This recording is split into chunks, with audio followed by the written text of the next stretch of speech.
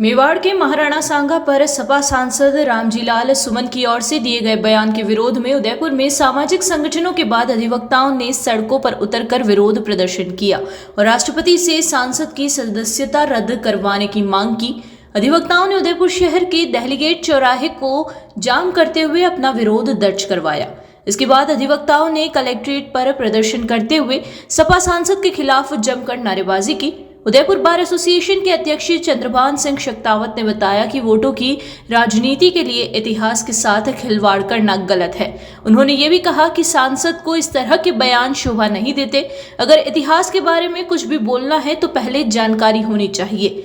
अधिवक्ताओं ने यह भी कहा कि जब तक सांसद माफी नहीं मांग लेते तब तक मेवाड़ और उदयपुर में सांसद का विरोध जारी रहेगा।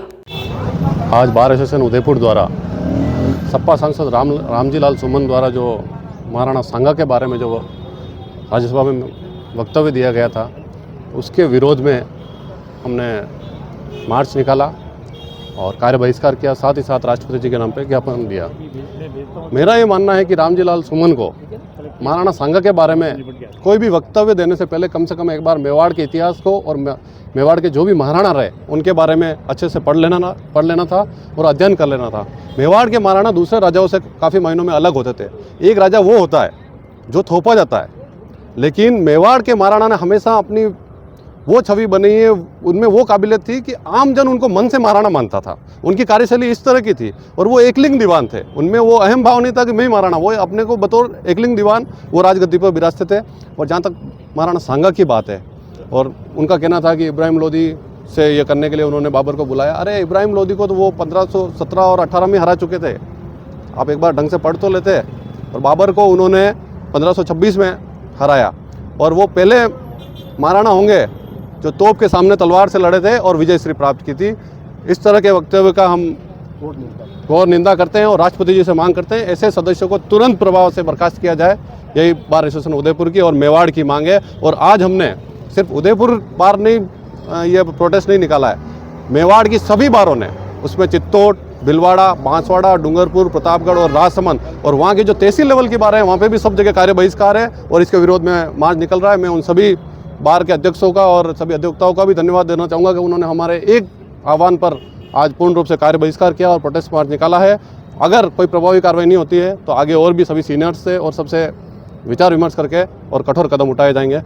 आज जो पार्लियामेंट में जो राज्यसभा सदस्य रामजी सुमन के द्वारा मेवाड़ के जो महाराणा सांगा को गद्दार जैसे शब्दों का जो इस्तेमाल किया, उसके विरोध में आज पूरी बार आक्रोशित होकर के यहाँ माननीय कलेक्टर साहब को ज्ञापन देने के लिए आई।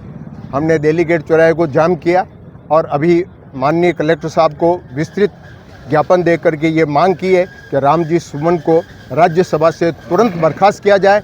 ऐसे लोग जो राष्ट्र के महापुरुषों का अपमान करते हैं, उनको पार्लियामेंट जैसी संस्था में एक क्षण भी रहने का अधिकार नहीं है। ये इतिहास जो है मेवाड़ का इतिहास है, वो मेवाड़ का इतिहास का एक स्मिथ करके इतिहासकार हुए हैं, विदेशी इतिहासकार। उसने लिखा कि हिंदुस्तान का इतिहास का मतलब राजस्थान का इतिहास और राजस्थान का इतिहास का मतलब मेवाड़ का इतिहास। अगर मेवाड़ के इतिहास को हिंदुस्तान के इतिहास से निकाल दें तो हिंदुस्तान का इतिहास नहीं बचता है।